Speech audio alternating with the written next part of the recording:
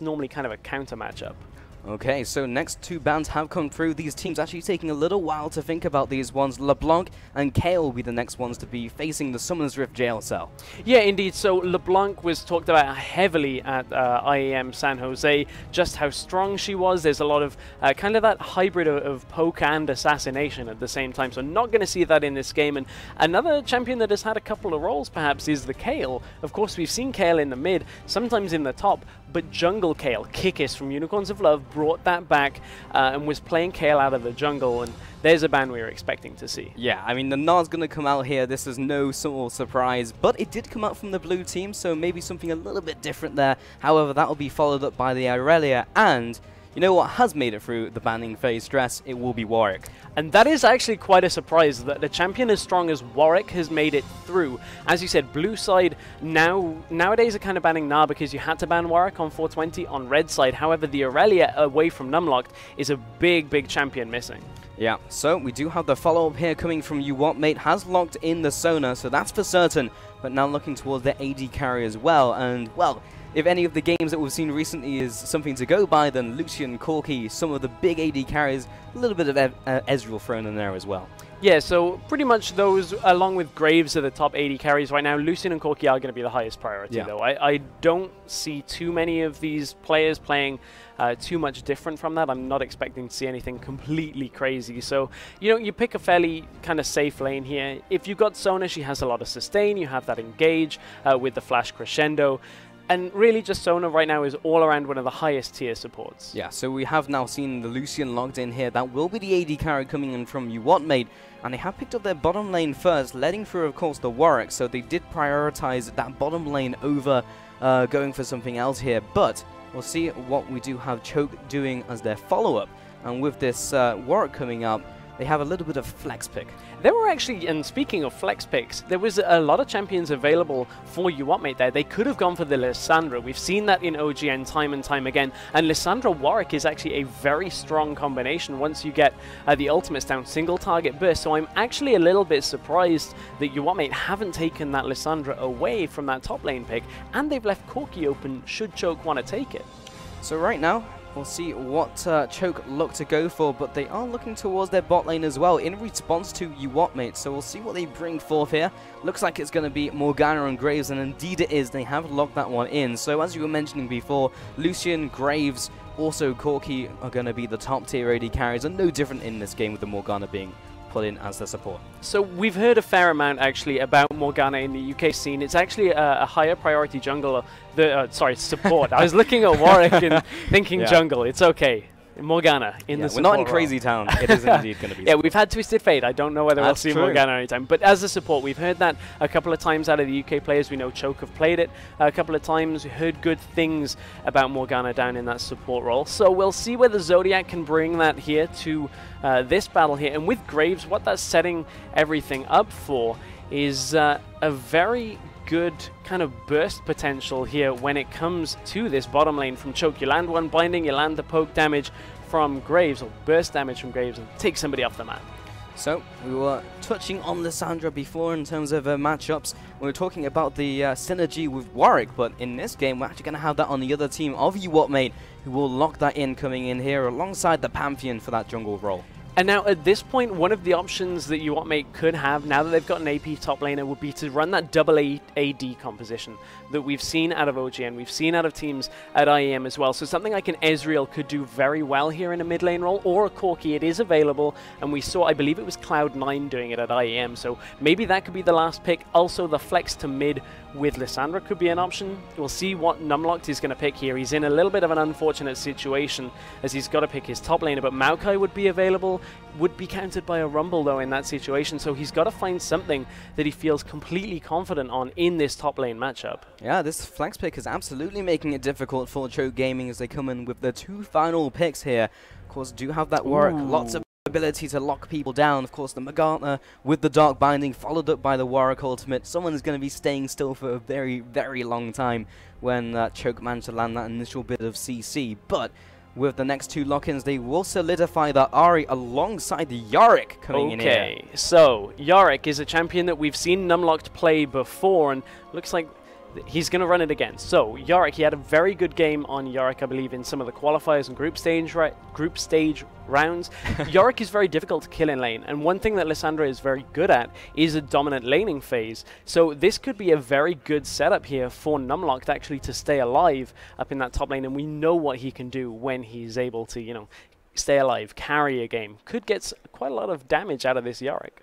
Yeah, and of course, Choke is this team who rarely dies. We saw some of the stats before. It was just like dies 0.5 a time a game, which is just absolutely mind-blowing, right?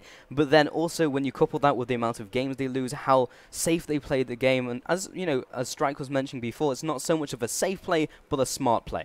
Yeah, and Strike was already talking a little bit about Fizz that got swapped over, but I have a feeling that we may be seeing the Emperor of the Sands here. No, there is the Fizz. They were just messing with me. This is why we don't talk about Harvest. It is. But what I was going to say is Lissandra up in that top lane actually is very good at letting you play an assassin in the mid lane. So Strike already bringing us this Fizz pick. So Lissandra has the wave clear. You're not too bothered about the fact that Fizz is a melee range champion. And Fizz into Ahri, you just got to dodge the charm. And from there, Ahri can suffer a little bit in that matchup, so Fizz should do fairly well here. However, if you land the charm, then it's going to go the other way around. But yeah, absolutely, just needs to dodge that with the playful tricks that are coming through. But with 30 seconds remaining, looking down these team compositions, we've got also that pick from Lissandra that we were talking about before. Of course, we've got the pick as well coming in from Choke Gaming.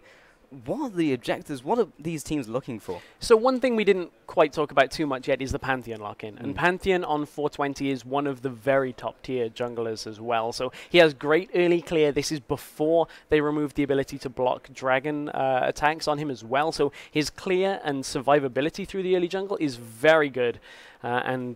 Look for him to make an impact early on, even pre-6. He's got so much in his kit that just allows him to go aggressive as possible. Well, we've seen these teams lay down the groundwork, but if you want to join in with the conversation, make sure to use the hashtag L4N to join the discussion over on Twitter and tell us what you think will happen in this game and indeed this tournament, as we are only in the semi-finals coming into this one. Stress the very first semi-final of the Four Nations tournament here. And the very first game between UWT Mate and Choke Gaming as we head now onto the Rift. All the players spawning in, and just a couple seconds until they're released onto the Rift. Yeah, of course. With the preseason brought the gate at the beginning of the game. Yeah. So no instant go. But as you said, we are on to the Rift. And looking at these team compositions a little bit, typically when you'd pick a Yorick for a team like Choke, you'd pick it with something like a hyper carry that you can bring back that has a lot of sustained damage in the late game. One thing that Choke have got as a little bit of a problem is they've got a Graves, who typically is a burst champion.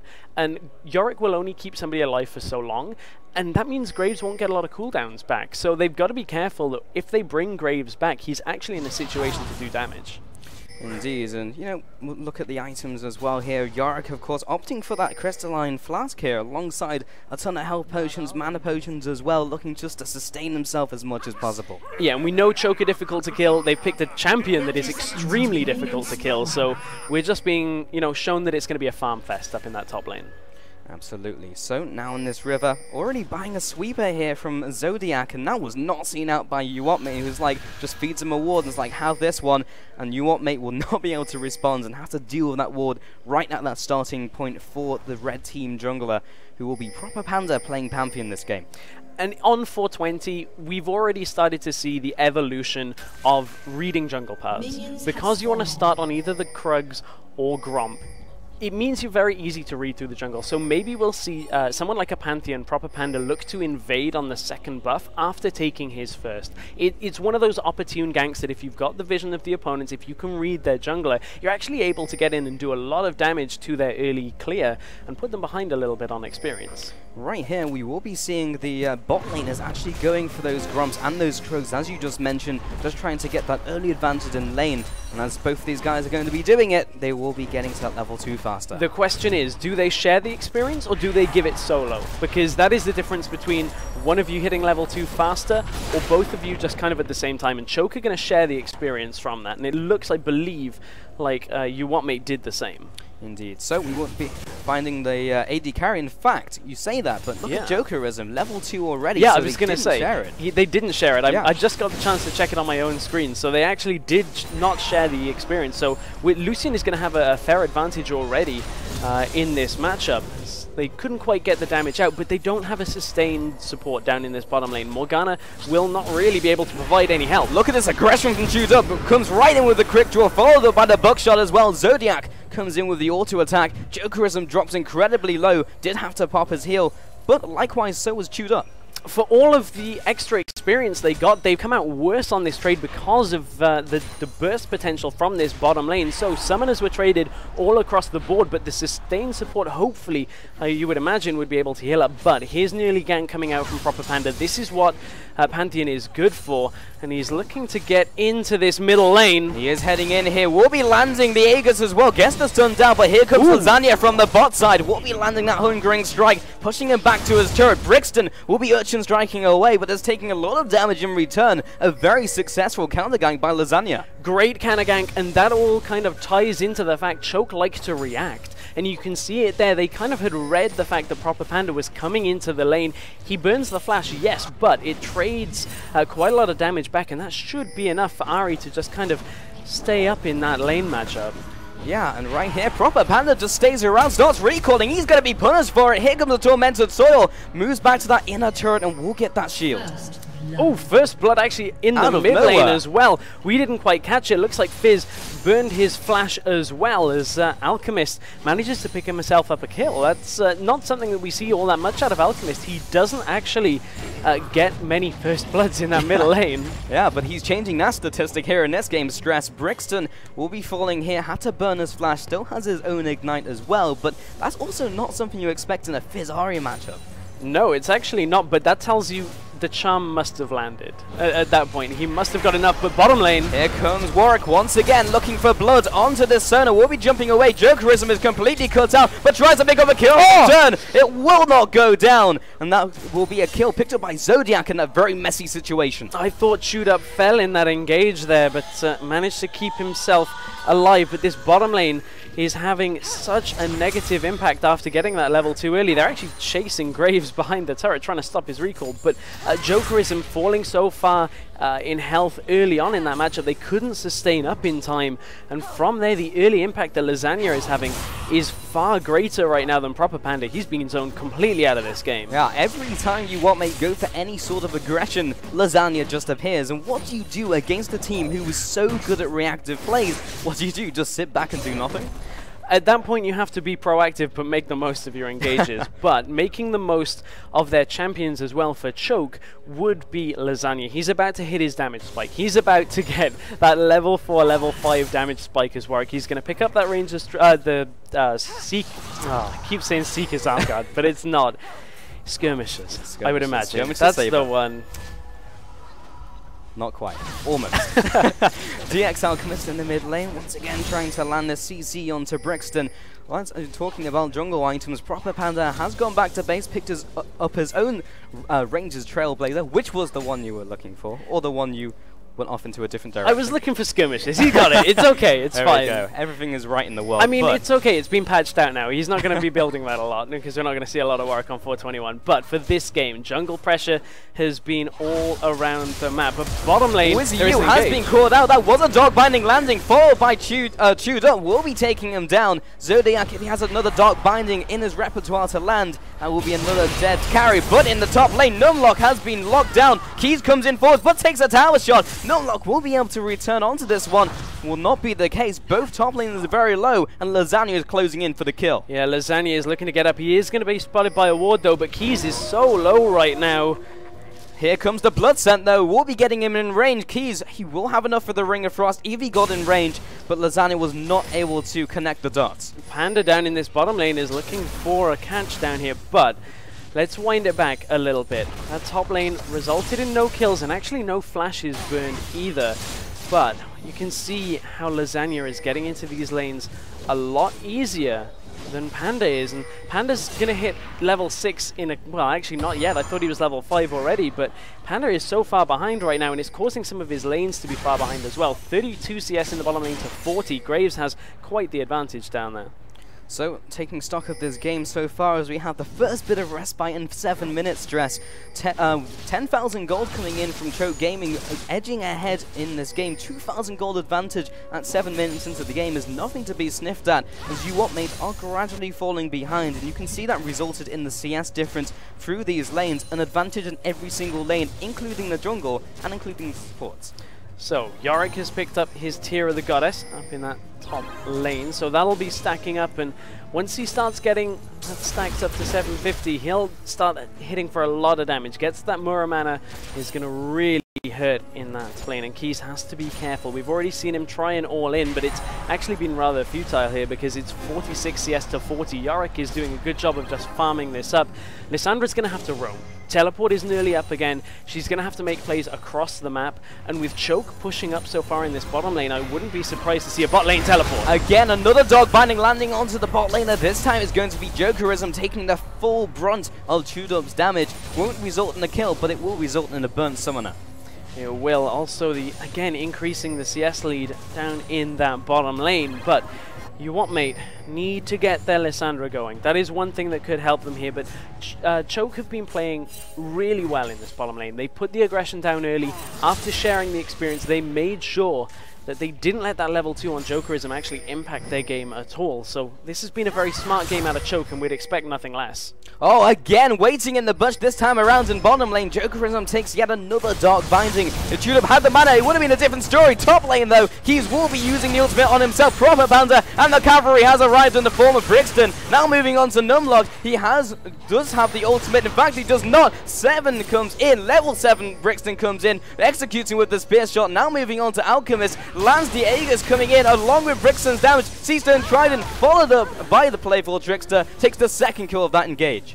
And that was just UWM completely maneuvering around the map before Choke could even respond. Lasagna was nowhere near it, couldn't get into position, and he's only now arriving to the top lane, so that results in a good few kills there for UWM. Perhaps that'll be enough here to open up perhaps an attempt sometime along the line at Dragon. We've talked about how good Dragon is, but here we see the engage again. The Lissandra ultimate used early and gets away from it, but Numlocked here with no ultimate just is in such a bad situation right now. It was already ticking down, and he falls to begin this engage, and this is a little bit risky out of UWM, but they knew that Warwick was not around. You know, the interesting thing as well, in that engagement, Numlocked has chosen not to skill his ultimate, which he's probably one of the only champions in the game where when you hit level 6, you don't want to be going for that ultimate. Hold that thought though, because bottom lane again, the Dark Binding from Zodiac, followed up by the Soul Shackles, but Jokerism is following up. Here comes the teleport from top lane. Lasagna is laying in wait, however, in comes Probabanda, the man drop comes down, but instantly CC'd by the ultimate, takes it out. The counter ganks once again are huge from Choke Gaming. Brixton now roams in from the middle lane, Keys as well, but this is a bloodbath coming out.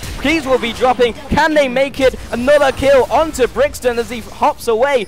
Jokerism is also on the back foot. Do they have anything from behind? But a good Chum the Waters will lock down Numlock, keep him at range. Dix Alchemist has his ultimate, just comes off cooldown, follows off to Brixton, lands the first one, lands the third as well. That will be enough to take him down. A 3-1 in total, and the Dragon going over to Choke Gaming. That fight was all about ultimate timings. This time around, Choke had Numlock's ultimate available. That was a big difference maker in that fight. And DX Alchemist getting a little bit fortunate on that ult timing as well is going to result in the first Dragon of the game going over to Choke Gaming. And that is a big lead they now have. Not only is it the gold lead, but stats too. Yeah, Lasagna has been caught out though. Here comes a Heartseeker strike. Zodiac once again to the rescue. May even result in the kill. Indeed it does. Proper Panda falls. This is going from bad to worse for the dark horses of the tournament. UWM. Yeah, and this Zodiac Morgana pick, we'd heard about it. People had talked about Zodiac's Morgana, and you can see already it's having a big effect on this game. 2-1-3 currently. We're only 11.5 minutes into this game, so right now for Choke, they're in a good position, but UWM are going to start perhaps reaching a little bit more power, and that's when Choke have to be careful, because their composition is going to rely on making sure they can take these kind of spread out fights where they can always have the numbers advantage and catch 1 or 2 people out. If they start fighting properly, UWM have got a lot of damage on their lineup, and a crescendo out of Wizu could be a massive factor in these team fights. Well, when we get to those team fights, or a successful one from UWM mate. We'll see if that comes to fruition. But Keys pushing up the top lane here with that huge influx of gold as well. Everyone has gone back to base, picked up a bunch of items. Looks like we do have the Devourer, upgrade, the enchantment coming in from Lasagna here on top of his Skirmisher's Saber. Likewise on the opposing side, actually going the Warriors route for Proper Panda. Yeah, and Warriors before Boots as well. That's an important thing that a lot of junglers started to do, especially on champions like Pantheon. You want to get that damage spike as early as possible because it just allows you to completely make the most of your level 6 once you've got that Grand Skyfall, once you can get into lanes. We've seen Panda get into a couple of lanes, hasn't exactly worked out as successful as he would have. He did, of course, get that early flash from Alchemist, but that hasn't phased Alc. He's 2-1-0, 88 CS up against 73 on Fizz. So this mid lane is going very well currently for Choke Gaming. And from that mid lane, we can take a step back here, Stress, and look at the entire map itself. And despite the advantages being picked up by Choke Gaming, look at their warding coverage. It's all very defensive. You look at the pink wards as well, they're in spots which usually aren't going to be spotted out by the opposing team, especially when they're behind. But UWM mates are actually controlling their side of the map as well. So conservative vision, and as you can see here, Proper Panda just trying to keep up in that game as well. So UWM mate are not collapsing on all fronts. But we do have a pause. Looks like one of our players has had a bit of a freeze up on their end, so should not be too long before we can get back into the game. But we've got a fair amount to talk over that we've had already happen in this game. The early gank out of Panda. They got the flash from Ari. From there, it really should have gone in UWM mate's way, that mid lane. It's a difficult early game matchup on that Fizz. You've got to kind of wait out the first few levels, but really getting that flash and then Alchemist coming out ahead is a big kind of hit to UWM mate's team comp right now. They haven't been able to get Fizz going as much as they'd like. Yeah, I mean, we didn't catch it on camera, but in that middle lane, it was a one-on-one kill. Yeah. So that was even bigger. It was like we had the jungle intervention. Yes, that put them ahead. And even despite Brixton having the advantage, was outplayed by Alchemist there. So if we'd seen what had happened, we may be able to have drawn more from that. It may have been just a stray charm landing and then the follow-up with the damage. But either way, that's a lane absolutely that should have gone the other way. And as a result, take a look at down all the lanes. All the lanes are going the way of Choke Gaming. Yeah, especially from that early pressure. Once you pressure out a lane early on as a jungler, you kind of have to feel like, okay, that's my lane done for now. I've made my impact here, I can go elsewhere. But, you know, we've talked about it. Choke, they're a reactionary team. If Alchemist sees you make a mistake in lane, something like you're using Playful Trickster at the wrong time, he's going to try and capitalize on that. The same can be said down in the bottom lane for Zodiac and Shoot Up. They spotted that, obviously, Lucian coming to lane level 2 is a very good indicator of what happened. So they knew we have to make the most of this. We have to get on top of this situation and equalize it as best as possible. And that early trade in the bottom lane has opened up quite a difference between our AD carries. 1-0-4 for Graves. 1-1-0 on Lucian, but the CS difference as well is a good 11 between the players, so there is a fair amount of difference right now, especially when you take into account the Dragon stats too. Yeah, I mean, while we don't have a Rumble in this game to equalize it up, we do have a Yark in the top lane here, Stress, and this is something that we touched on briefly, but really didn't break down. Looking at the Lissandra as well, not a matchup you see every day, but either way, guys, you're just about ready to head back into game as we do have the issues resolved. So we're going to get it on your screens very shortly, and now in the bottom lane, once again, we do have the pressure coming in from UWM mate this time around. In fact, a complete reversal of how that lane's been going. Yeah, the culling is coming up as well, so might see Jokerism completely shove Shoot Up back. He's pretty low, but we've seen Shoot Up play fairly risky in that bottom lane as well. And I'm noticing in that mid lane, Brixton is using Playful Trickster a lot here.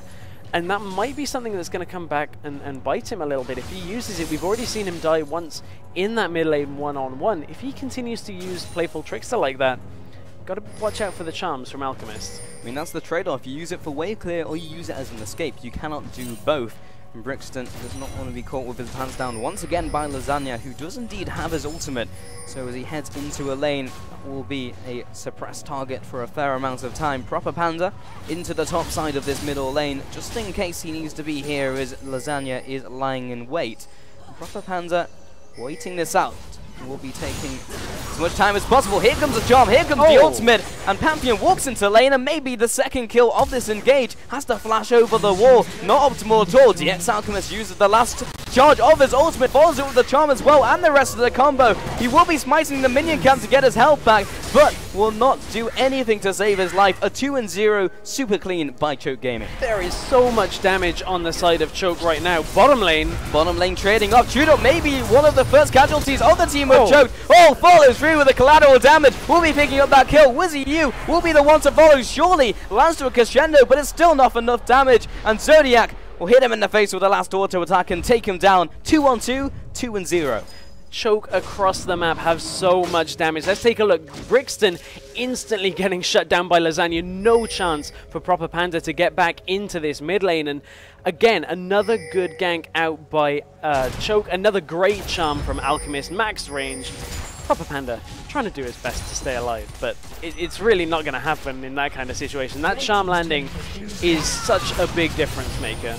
Top lane though, Keys will take a little bit of harassment from Numlock, but it's like he was saying in Champion Select Stress, this is how the mid lane's going to go. Brixton, his job is to dodge the charm and go all in with his combo, but if GX Alchemist hits the charm, and it's going to set him up for a kill. We've seen this time and time again with Lasagna chiming in, and after that flurry of action, Lasagna almost has his ultimate once again. Yeah, and I mean, that's one of the strengths of Boric right now, is Lasagna is playing him, is that single target burst. And then you take into account that Choke haven't even brought really their bottom lane, who are doing very well, into this game too much. That the next dragon, it's coming up in about 40 seconds, is going to be a big time for Choke once again to solidify their lead.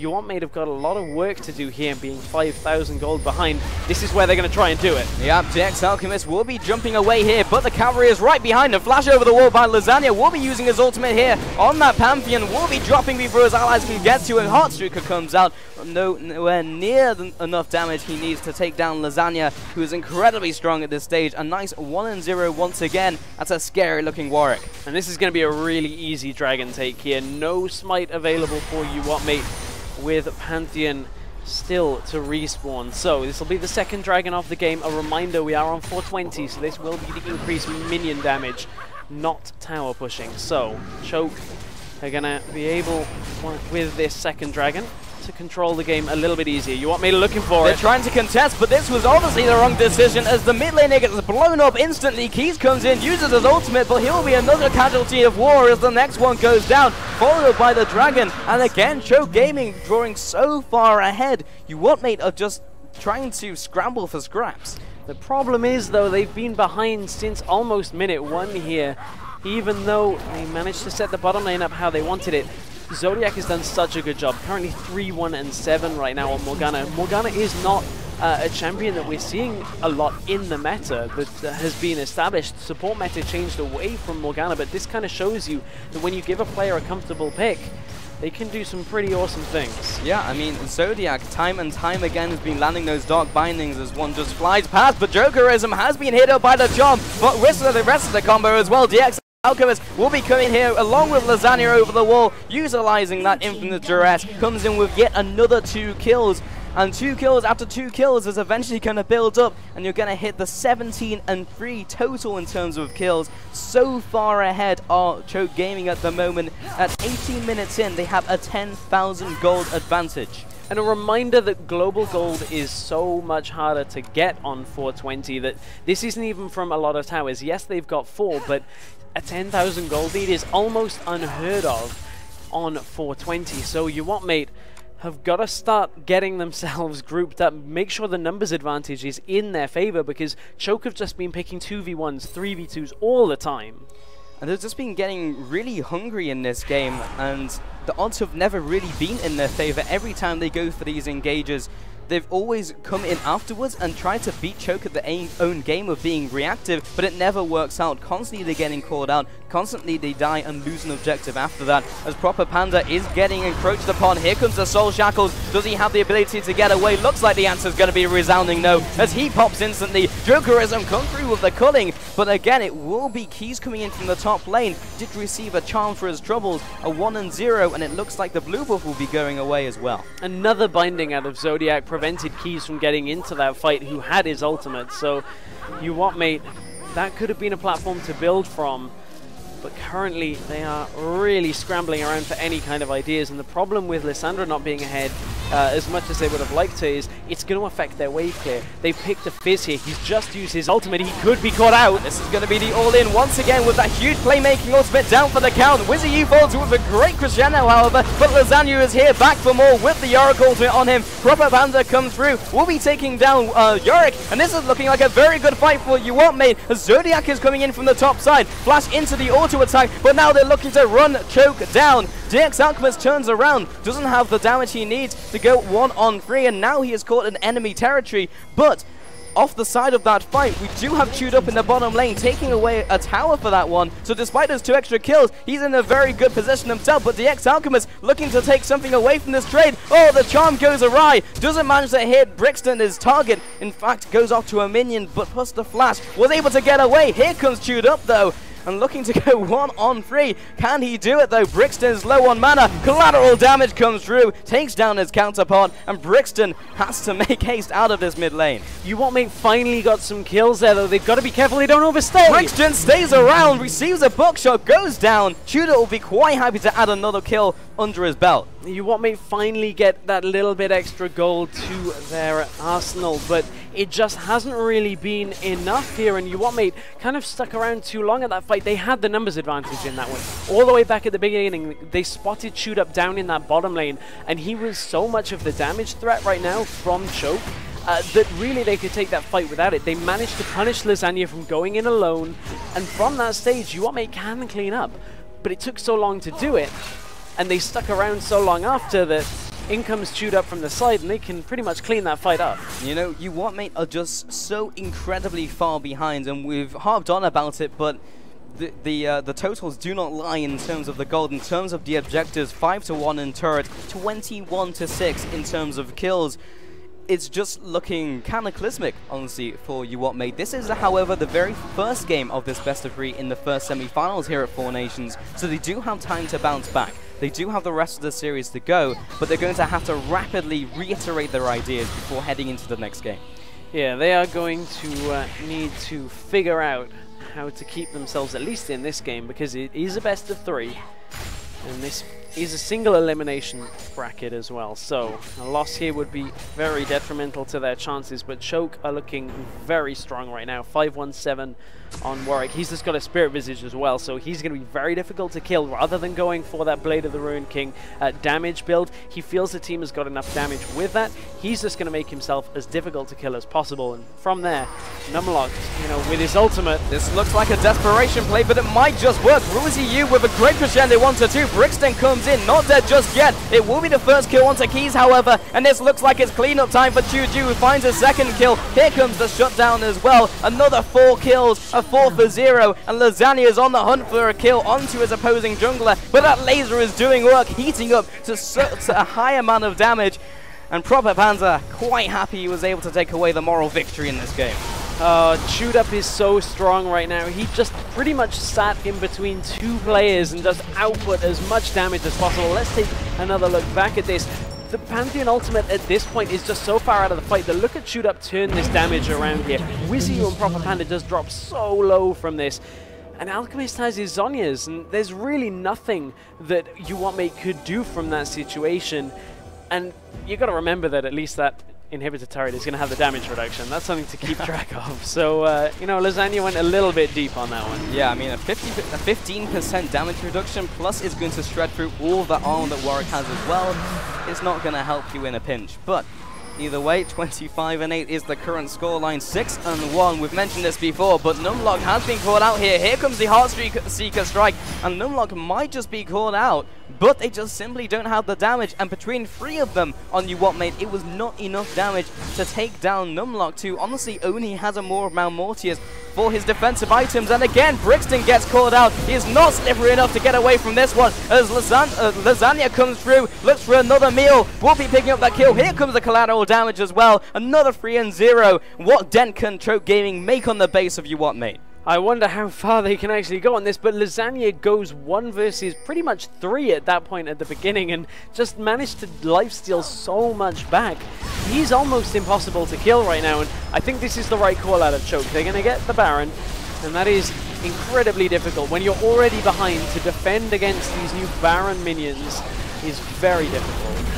Coming in here will buff all the minions that they are near in the bottom lane, or rather the top lane, heading into the inner turret. Oh, that was a bit of a mistiming there by Proper Panda, but won't be punished for it. However, he's maybe not having such a good fate, as he will be popping his own ultimate, but just delaying the inevitable and taken down by Lasagna, picking up his 6th kill of the game.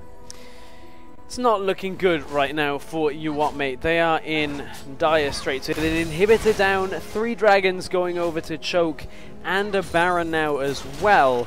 Choke just have so much more damage, and it seemed like that from about the 5th, 6th minute in the game. They've been completely ahead from the very get-go, and again, it's all down to not being able to capitalize in that mid lane. They lose the 1v1 trade, and from there, Lasagna just has a much easier time of getting around the map than Proper Panda does. UWT mate have really just been dragged around by Choke Gaming. Every time the Choke Gaming make some sort of proactive play, for example, we saw it on the Dragon before, UWT mate were drawn to that, even though it was the 2nd Dragon. There's been discussions over that, whether it's even worth contesting that until you get to the horizon of the 5th Dragon. Jokerism in the bottom lane gets completely outdueled by Chewed Up, and that just kind of tells the tale of the game currently here, Stress. Chewed Up has been on form from the beginning of this game, instantly knowing that bottom lane play they needed to make right at the beginning. But take a look at his items. He's got a Bloodthirst to Static Shiv and Infinity Edge to just Infinity Edge Static Shiv on the side of Jokerism, and it's like that all the way down the map. Frozen Heart has been picked up onto Warwick, Void Staff on to Ari as well. It's so difficult right now for UWT mate to actually kill anybody on Choke that you've got to look at what do they have to do here to come back into it. You have to feel like it would take quite a big error from Choke, over pushing perhaps. Yeah, in the top lane we do have this one-on-one between Numlock and Brixton, with Brixton may get ahead in this trade, but the super minions are doing work. Mid lane, however, they will be still sieging away. Numlock is still trying to make the chase of this one. Brixton over the wall. Numlock will be flashing after him, takes him out in a one-on-one. But in the base, we all have the whole fight coming out. 3-0 so far. Choked are way ahead in this engagement. And Keys getting 1v1 by the support is not the scenario you want to be happening at 27 minutes into this game. Proper Panda, the only sole surviving member of UWT mate, and this will be Choke Gaming closing out this one. It will indeed. Choke looking very good from the get-go. Really, what do UWT mate have to do in this second game? There is the full ace. UWT mate are going to have to go back to the drawing board. Yes, indeed. Choke Gaming will be taking the first game of this best-of-3 in the very first semi-finals here at Four Nations. So, heading into game 2, what do we think UWT mate have got to do? Is you know, Chewed Up worth a ban here? There are so many AD carries that are available. How do they play that bottom lane matchup? How do they change everything around for that? Picks and bans is going to be an interesting one for our next game, I think. It is indeed, and to get some more insight on that one, we are going to throw it over to the analyst desk with Panky and the rest of the crew. Thanks a lot, guys. What an explosive first game that was. I want to talk very, very quickly because we've got lots of points on here. We talked about UWT mate and how they put a lot of their early game pressure on junglers helping out Brixton. Didn't seem to work out for them because Lasagna was a monster. Lasagna just positioned himself so well. We saw a trifecta from him. He came in for a counter gank in the middle lane, then went and stole away the enemy blue, and then went to bot lane and got his bot lane a kill as well. He was on point. Yeah, I mean, as a Warwick, you're more considered as a mid-game jungler compared to the Pantheon, who's known for his early pressure with his ganks. I mean, you saw that gank from level 2 into the mid lane onto DX Alchemist, and it didn't turn out well. Ori landed a beautiful charm, and it denied everything. And then Fizz was taken below 50%, had to blow all his sustain, his potions, his flasks, and the mid lane and the jungler was just over from then.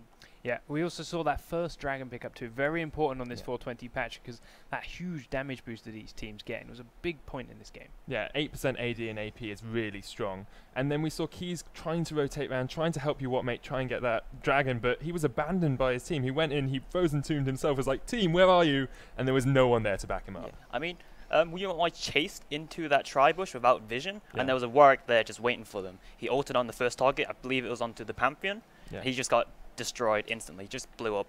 And when you're gonna, if you're trying to make a big play like that, just in the bot lane especially, when the Baron is up around 10 minutes, you cannot lose that fight. You're giving up that first dragon. Yeah, speaking of the Baron, we have our last point. We have a replay for you.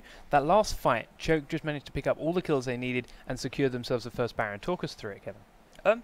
So basically, what you have here is your mates have only last hope is to use their comp, which is this AoE situation. They have to engage, and when they're this far behind and they still lose out, there is probably no way to come back from this. And Jokerism's positioning there was rather questionable, being behind everyone. But when you're this far behind, this is the only hope you have. You have to try and take risks. However, unfortunately, they couldn't make use of it. No, and so obviously from there, Choke picked up the Baron and secured themselves a comfortable Game 1 win. So we're going to run to a very short break, and when we come back, we'll have Game 2 in this first best-of-3 series.